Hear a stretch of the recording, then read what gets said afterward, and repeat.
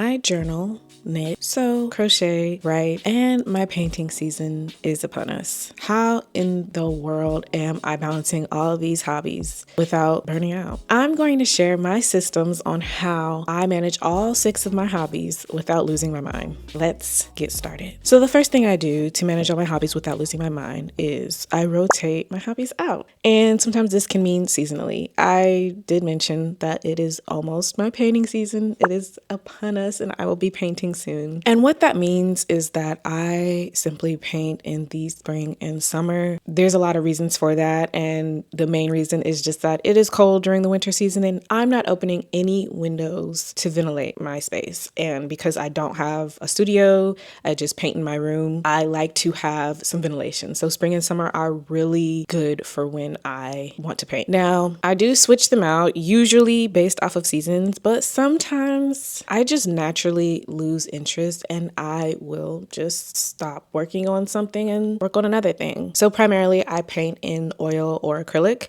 but sometimes I do like to paint in gouache.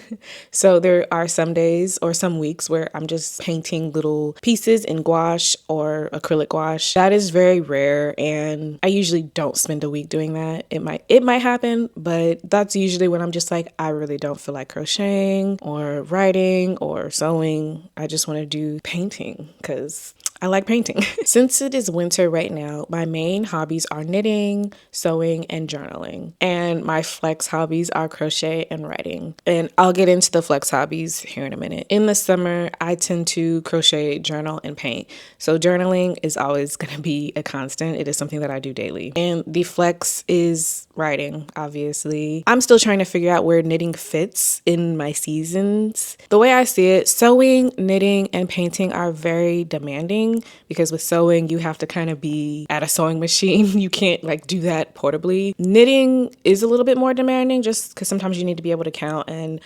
outside it can be a lot. And painting, because my primary mediums are oil and acrylic, it is just easier for me to paint at home. So instead of trying to do everything all in one day or even all week or a month, I just like to rotate them out. It works for me. And the second thing I do is I keep a project journal for all of my hobbies. You guys are going to be sick of me talking about this Sterling ink common planner where I write all of my projects down.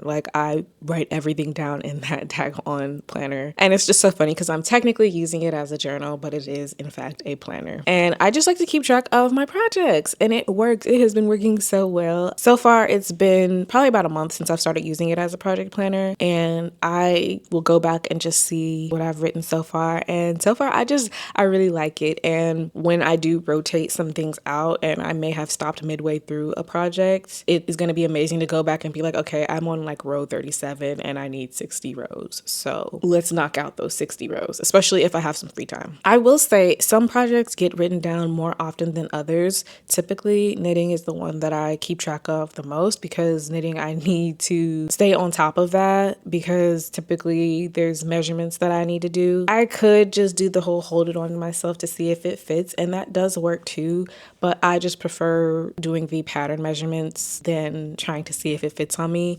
I do a little bit of both. I'm not gonna lie, but I love to see how long a project will take. For instance, camisole number 9 is taking me entirely too long. It's been a few weeks to a month. I did start over and use the right yarn, but now I feel like it's taking me way longer to work in the round. And part of that is just me because I'm doing other things. I'm still working and I'm definitely on Body Island. Another thing that I do in this project journal is I write the supplies I may need or have purchased. This is so good for me because I will buy things willy-nilly and I need to stop doing that. I especially need to get better at writing down fabric for any of my sewing projects and notions because I am quick to buy doubles of things. I'll be like, oh, I need a zipper, and I have zippers in there. Keeping track of every project helps to keep my brain organized for sure, especially with those purchases. So there is quite a bit of accountability there for me. The third and last thing that helps me to manage all of these hobbies is I don't force anything. I refuse to force myself to complete a project if I'm truly not feeling it. If my sewing project is just not working out, I seam rip it, and I typically will try to start over, but sometimes I'll let it sit there for a minute because I know I can come back to it and fix it, especially if it's too big. If it's too small, I kind of just have to figure out what to do with the fabric, and sometimes that just goes back in the bin. In the past, I have forced myself to write.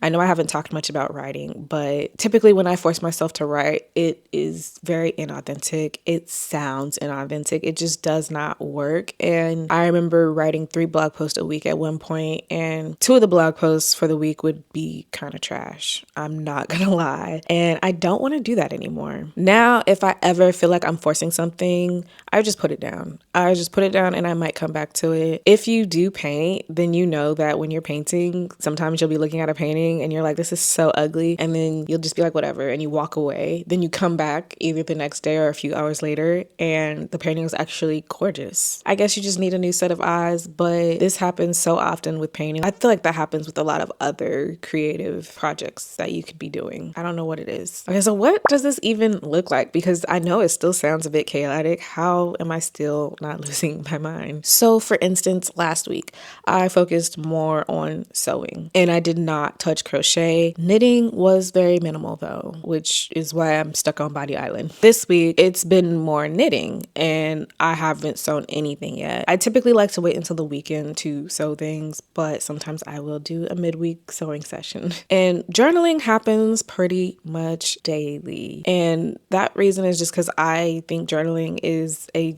integral part of my whole being. Like, it really is. Journaling is just so important to me. I need to write all my thoughts out, all these scattered thoughts. It's not just the hobbies and my multiple passions, it's also other personal things, and that needs to be written down more than ever right now. It's very easy to pull out my journal right before bed or right when I wake up. It's very easy to do that, and so that is definitely a daily practice of mine. And since writing and crochet are a flex, or are flex hobbies I should say, I can do them anytime when I have free time. It's very easy to carry around crochet projects. And writing is one of those things that can happen literally at any time. Like, you can write down something on a piece of napkin or on a napkin. You can write down something in your notes app very quickly and just jot something down. Writing is just one of those things. And I do not equate writing and journaling as the same thing. It's very different to me. So maybe one day I'll explain, but it's just different. But I feel like you can write anywhere. You can write in a meeting and you can write before a doctor's appointment, just any little thing. Now, I know all of this sounds like a lot just for some hobbies, but it really does work for me, especially as someone who prioritizes their hobbies. So what helps is rotating my hobbies, usually by season, keeping a project journal that you guys are going to get sick of hearing, and not forcing myself to do a hobby that I'm just not feeling. So if you are someone who gets overwhelmed or overstimulated by your own hobbies, it may be time to implement some systems or to rethink how you do your hobbies, especially if you are also working a 9-to-5 or you have a business or you freelance. Yeah, you might want to rethink some things out. It's definitely worth experimenting with. And that is all from me today. Thank you so much for watching. Let me know if you have any questions in the comments, and tell me if you do multiple hobbies or if you solely focus on one. And I will see you in the next one. Bye.